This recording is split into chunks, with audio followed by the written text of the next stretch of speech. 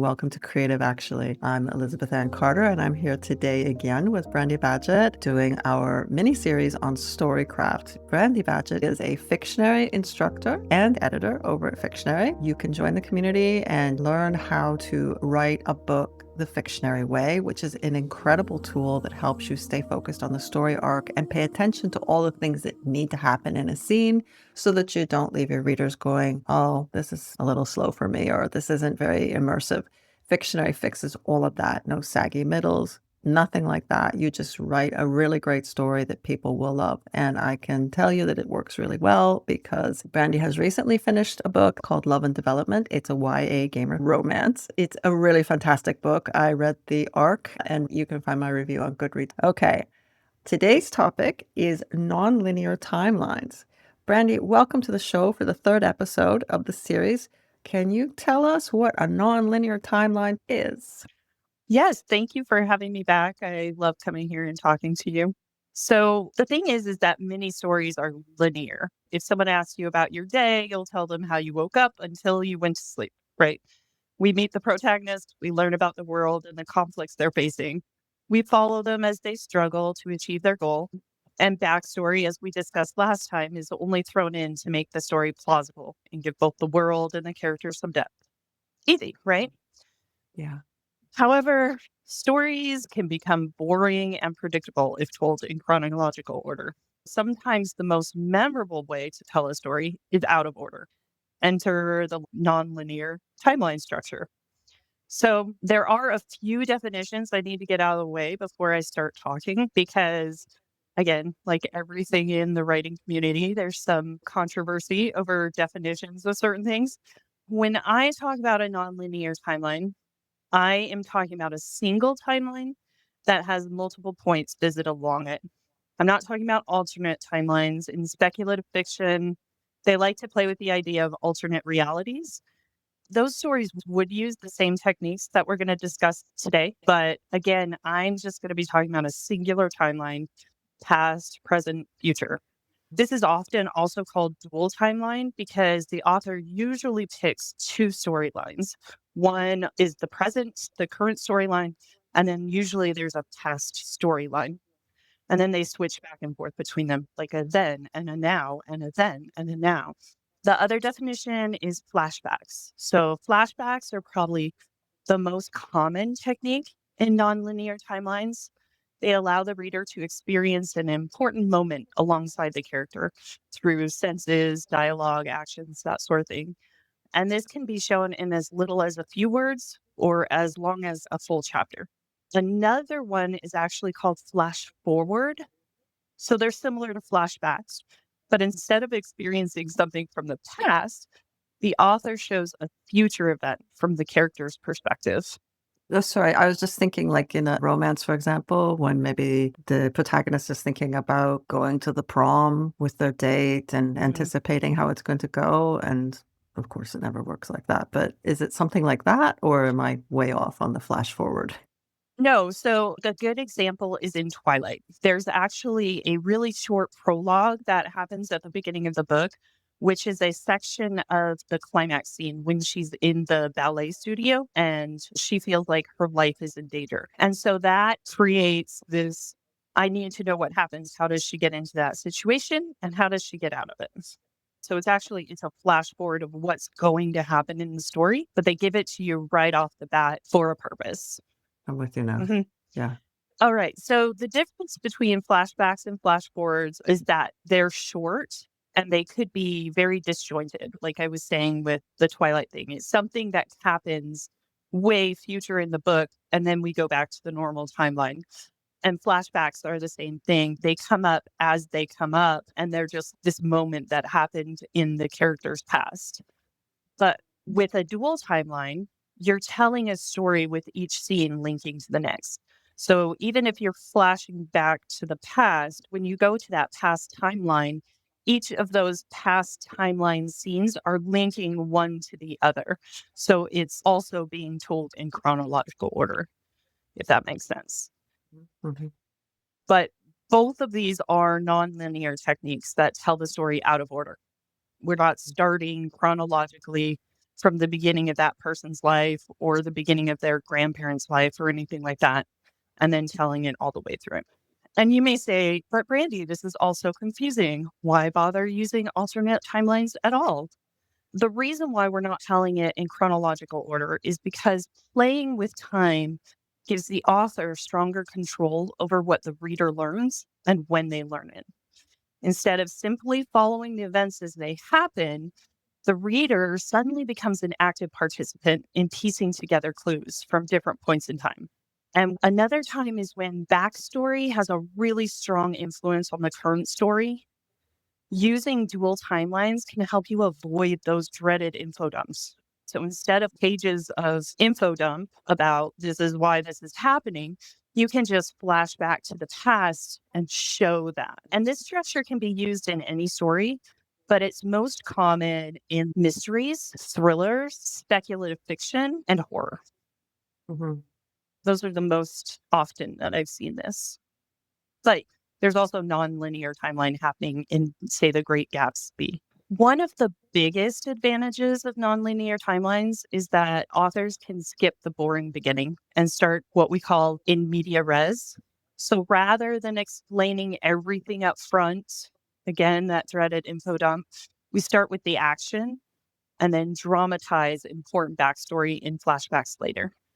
Prologues often work this way, showing important moments from the past that have consequences that echo throughout the story. The flashback should be an answer to a question as it arises in the present timeline.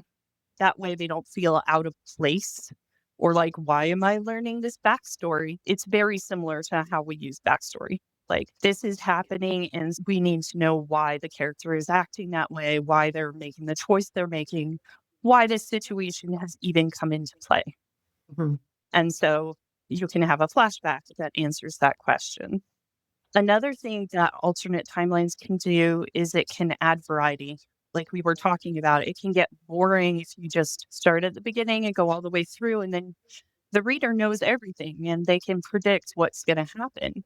But if you hop between timelines, you can get this interesting variety. One example I love using is The Time Traveler's Wife. It uses the husband's uncontrollable ability to time travel to show a love story. Mm-hmm. And part of the theme that's involved here is he only travels to where she is. So when he travels back in time, it always means she's around. And this shows that his world literally revolves around her. For her, their story unfolds linearly. It starts from her childhood when she first meets him and then works its way right up until he passes away. But for him, he's experiencing everything in a different order. He meets her when they're both adults. And then as their relationship progresses, he hops back to different points in her timeline, like when she's a teenager, when she's a child, these things. And so this recontextualizes their relationship for him. The other thing that we talked about, like when we were talking about Twilight, is consider how changing time, whether backward or forward, like they do in Twilight, can increase the tension. So the past can heighten tension through learning about dangers that may still be lingering, and flash forwards can pull the tension tight by putting the character in an untenable situation. In Twilight, when we get that, it's real short, it's like a paragraph or so. I think it's the point when she's talking about she feels like prey or something like that. It's been a while since I've read it, but you get that sense of she is in a situation where she is being hunted. Her life is in serious danger. And the reason why this works so well is because this is a story that has a little bit of a slower buildup. Right. She's going to high school. She's moving to a different town. She meets this guy who thinks she's super hot. So all of this stuff is not as tension filled. And the author is trying to let you know that it will be, that she's making a promise to you that this story is going to have a lot of tension. It's going to be a life and death type story, even though it starts very slowly. And I did something similar in my book too, where I put in a prologue that made that kind of promise to the reader, but it wasn't a flash forward or a flashback. It was part of the timeline. So it doesn't work in this sense, but That's something that if your story is a slow build or what some people call a slow burn, then you might need a prologue that's either a flash forward or a flashback in order to help you make that correct promise to the reader. I've learned something, and it's great because I love to learn new things. My debut novel, The Lost Valor of Love, the prologue is a flash forward, but I didn't know that's what it was called. It comes in media res, and it's full on, and it's a lot of tension, a lot of stakes, and it's the start of where this leads up to at the end of the book. But I had no idea that's what it's called. So it's a little bit exciting to discover something like that almost 10 years after you've written a book. Yeah, and that's the thing. Sometimes we just do it naturally because we've read so much. And so we have some of these things in our mind, but we don't know exactly what they are, or exactly how to use them. And in order to use them most effectively as a tool, is coming to understand them, being able to define them, and knowing what it is they're doing to help our story and to fix our story. Another thing that alternate timelines can do is that they can deepen themes, particularly if you're using nonlinear timelines to compare or contrast different time periods or characters. You can show a character earlier in their life versus later in life, or you can show one character who lived, in the 1500s versus another character who lived in the 2000s, and compare and contrast, like, how are their lives different? How are they the same? The Wheel of Time series, it's all about this theme of history repeating itself over and over again over the centuries. There is one other kind. There's something called a fragmented nonlinear timeline.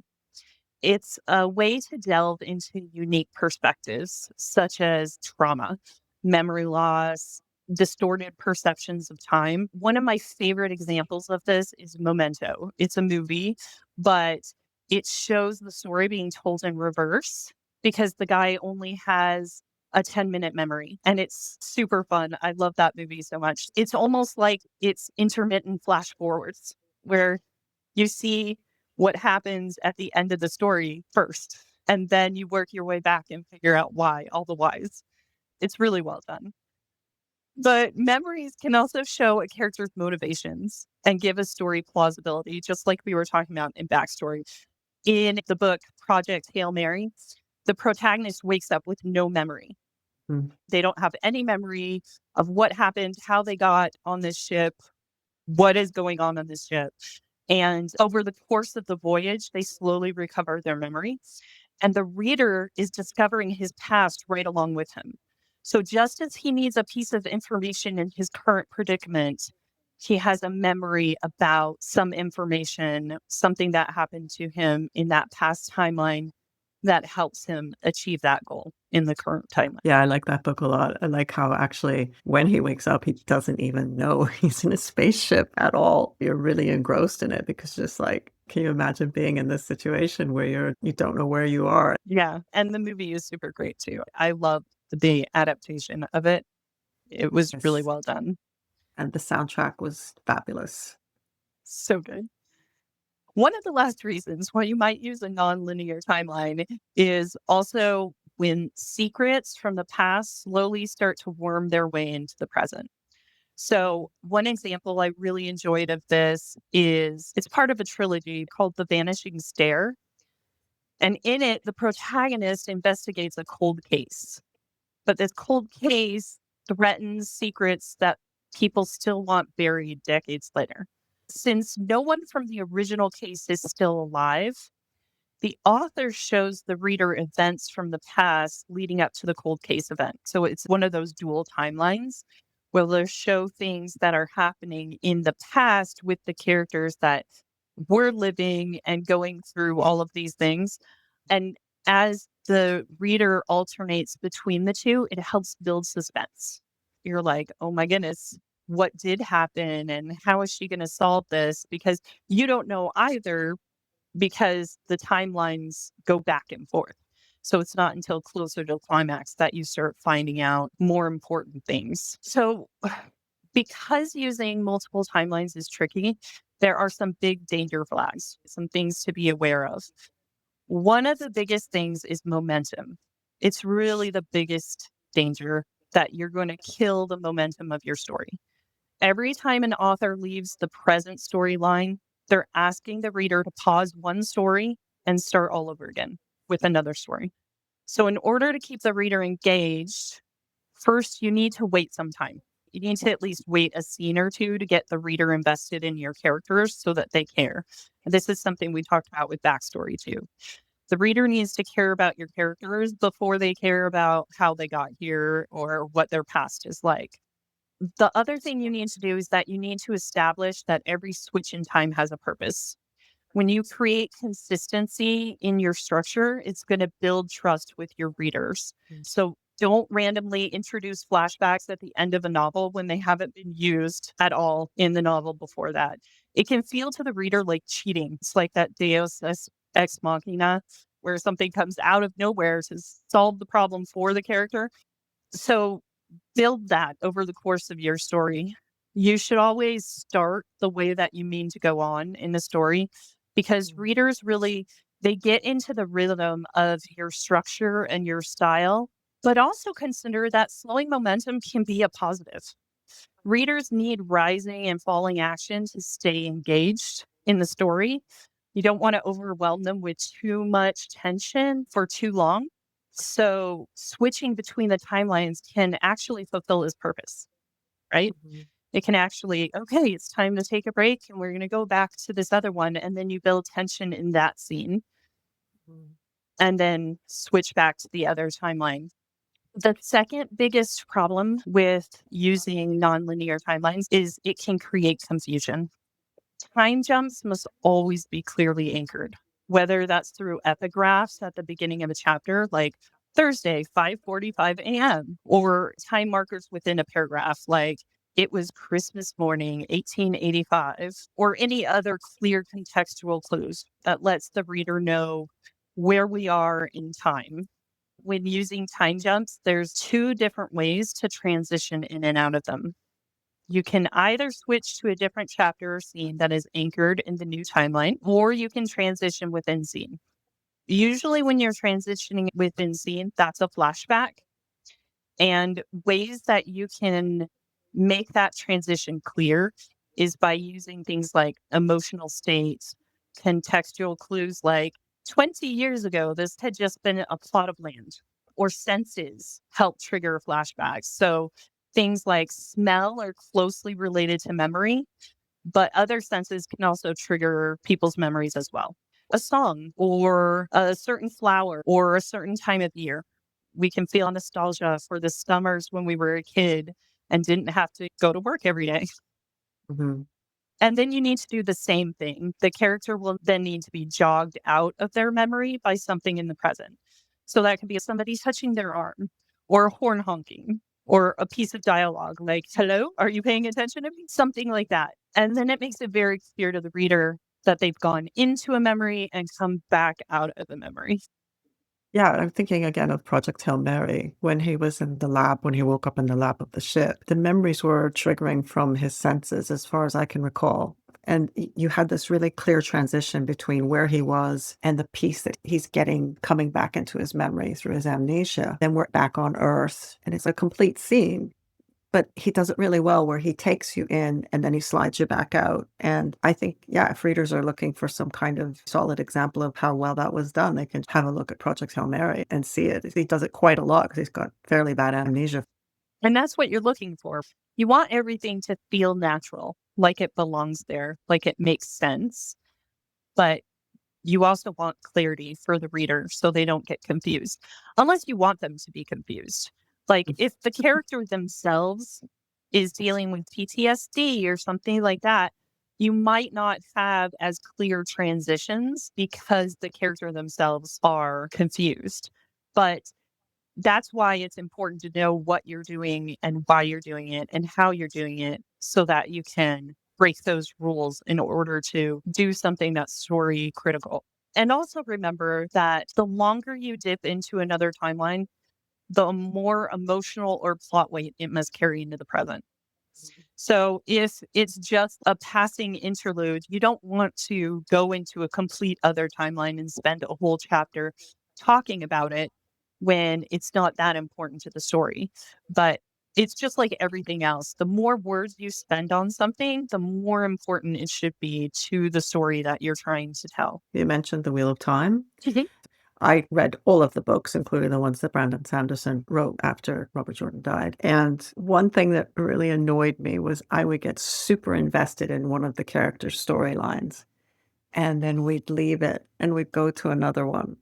And I would need a few pages to get reinvested into their story, but then I was invested again. But there was always this sort of sense of, oh, I don't want to go. I want to keep on with this story. And then you have to read 400 more pages to get back to the story you just left or whatever, because there were so many characters. That for me was that feeling of if a reader's really immersed in something, you have to tread carefully when you're going to shift gears, because some readers could just say, no, I don't like that. And they could just close the book and walk away. And that's what we don't want. Yep. So Robert Jordan got away with it because he's Robert Jordan.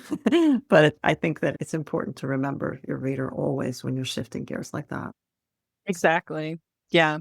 Now I want to shift gears and talk about how the author can actually apply these techniques.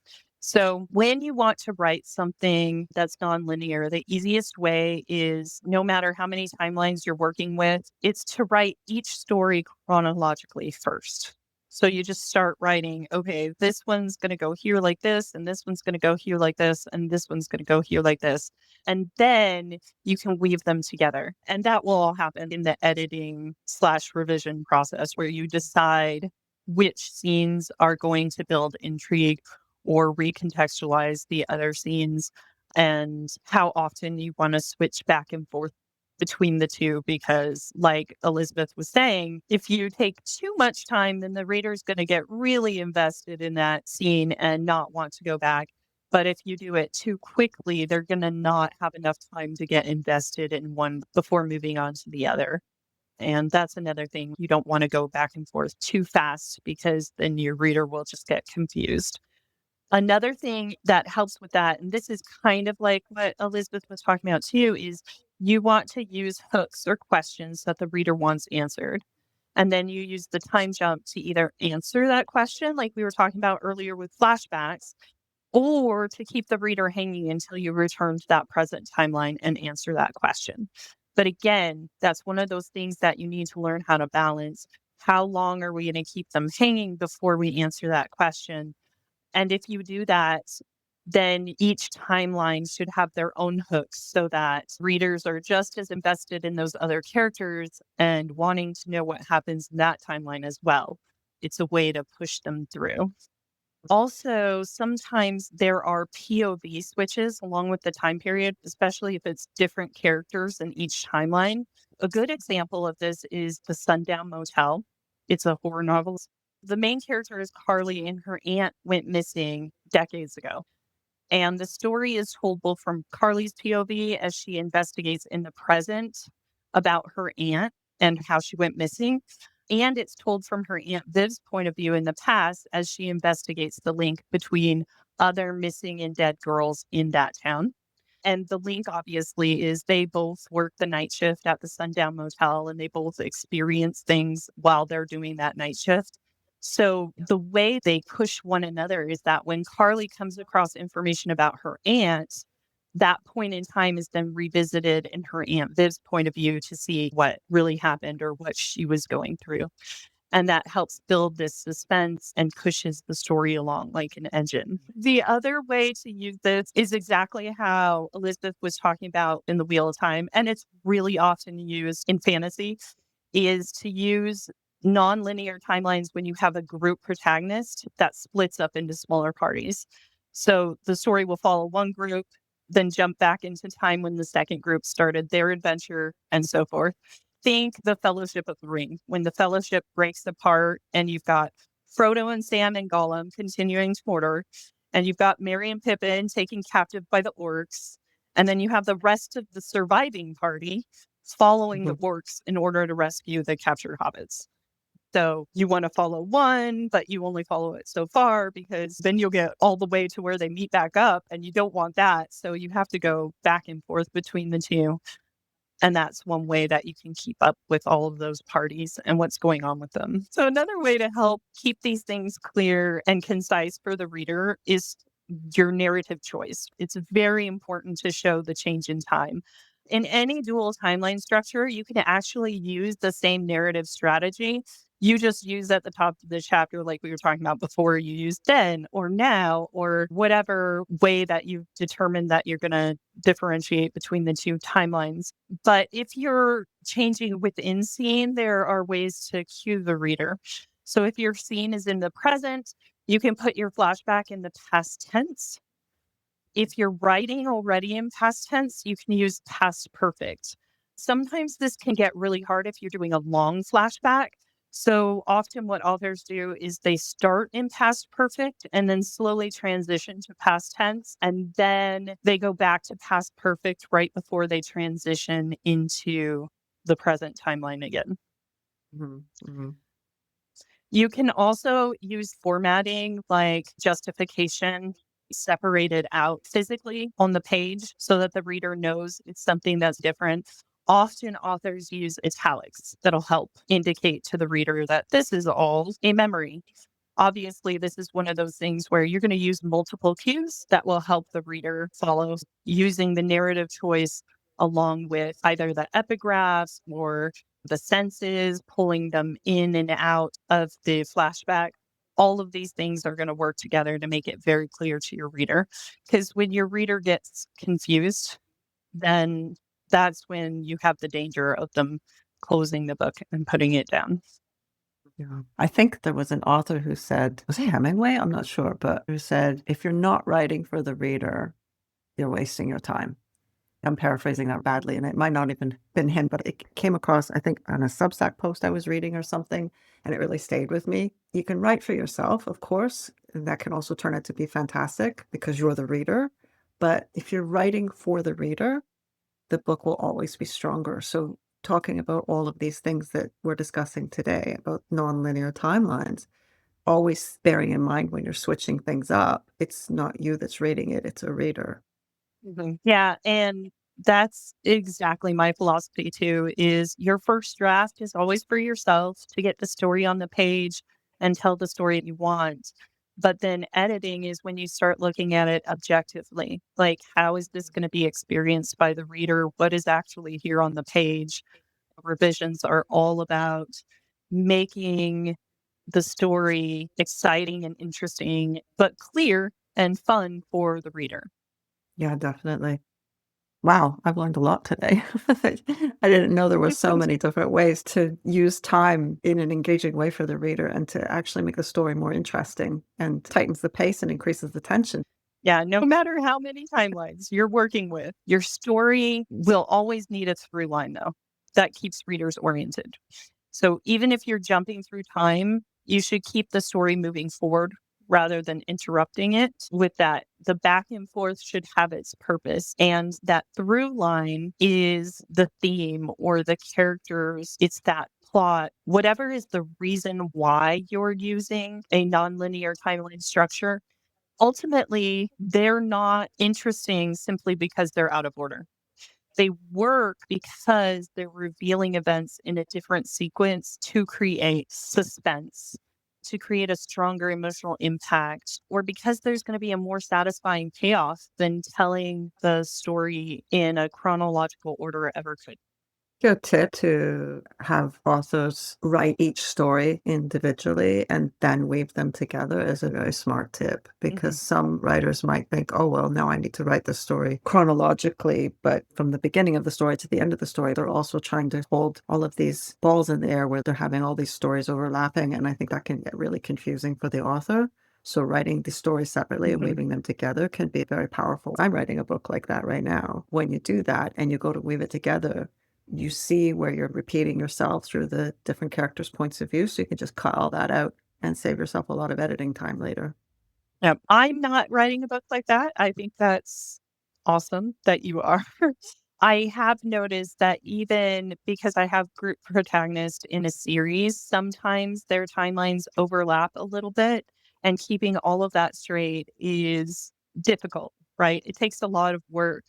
And so this is definitely not an easy method, but I think if you write each thing in chronological order and then see where they can help one another or where they overlap one another is really the easiest way to see it all than trying to keep it all in your head. Oh, no, that would be I'm sure some authors can do that, but for me, not possible. I do rely on spreadsheets a lot too, just to sort of have a big top-down view. And of course, Fictionary can definitely help as well. I really love this episode because it's super interesting. It's in my wheelhouse of writing. Most of my books are timeline jumpers. Yeah, so yeah, this was fun. And I am so glad that you realized that your prologue was a flash forward. That's so fun. It's quite mad when you've written a book that came out in 2017 to find out almost 10 years later that, oh, wait a minute, I actually used a technique that I was completely unaware of that has a name, you know? I just thought I was telling a story. Now when I'm writing my stories, I'm gonna be like, "Oh, now I know what this is called, what I'm doing." It sounds crazy, but it's almost like teaching English, and you take things in your language totally for granted, or any language for that matter, and then you have to explain it. It's a little difficult to explain things without some sort of training, so I'm super grateful for you, Brandy, because you bring things to the art of storytelling that enriches the experience of creating stories, just having all of this background knowledge, so, yeah. So tell me a little bit more about Fictionary. I absolutely love Fictionary. Fictionary is the place where I figured out a lot of this stuff because I went in with an already written manuscript and I knew it wasn't that great, but I also knew the people around me couldn't really help me get it figured out better. The problem is when you go to most critique groups or beta readers or whatever, for some reason they always really focus on the grammar. And I knew that I wasn't at that stage yet without knowing that that was a different stage kind of. And I was more concerned about like I knew the story itself wasn't working. So I went to Fictionary and I learned a lot and I still did some revisions and I felt like I really had a good handle on scene structure and story structure and so I was like, I think I'm ready. So I sent it to a Fictionary certified story coach editor. Discovered that I still wasn't quite there yet. I still didn't really have a super great handle on things. Like I did not know what a middle was. So I did a lot bigger deep dive into middles. I read a lot of craft books about middle and I continued going to the Fictionary classes and asking questions from the Fictionary instructors. And I finally came up with my final revision of Where Evil Resides. And I was so much happier with it. I knew it was such a stronger book and I knew it was ready to go because the Fictionary software has all of these elements. And once you know each and every one of those elements is strong, then you know the structure is strong. Mm.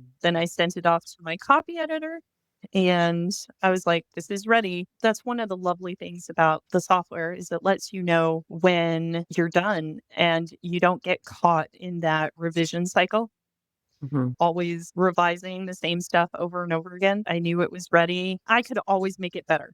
We can always make stuff better because we're always learning, we're always growing. But books have to be released at some point. Otherwise, the reader will never get to read it and experience it. So I let it go and I moved on to other things. And then writing this last book, Love and Development, it's actually, I think it's the sixth or seventh manuscript I ever wrote. The other ones will be coming along the line somewhere, but this one, it really came together very easily. It did need an editing and a revision pass, but it came together a lot easier because of my deep understanding of story structure and scene structure that I learned through Fictionary. And I'm really happy with it. And the feedback has been so amazing. It's a great book. I'm really looking forward to your success on this one. I came at fiction from a completely different direction. I had already published a bunch of books, and I had worked with a professional editor. She was kind, but very tough. And I learned a lot. When I came to fiction, I wanted to get the certification. What I learned was a deep and immersive way to understand story structure, far beyond the craft that I was taught by working with my editor for 4 years. I highly recommend it, whether you're a brand new writer who's never even written a chapter of a story, or if you're someone who's published books and done all right with it. Fictionary has something for everyone. Like there's just no way you can't get value from Fictionary. It's an amazing tool, and it gets in your head when you study it and you learn it. You start to think like that when you're writing. And I can see how your writing has gone from strength to strength as well, because your book, Love and Development, just blew my mind. It reads like a traditionally published book. That's fast because you only started at Fictionary a few years ago. You're already writing like a traditionally published author. So that says a lot for Fictionary, don't you think?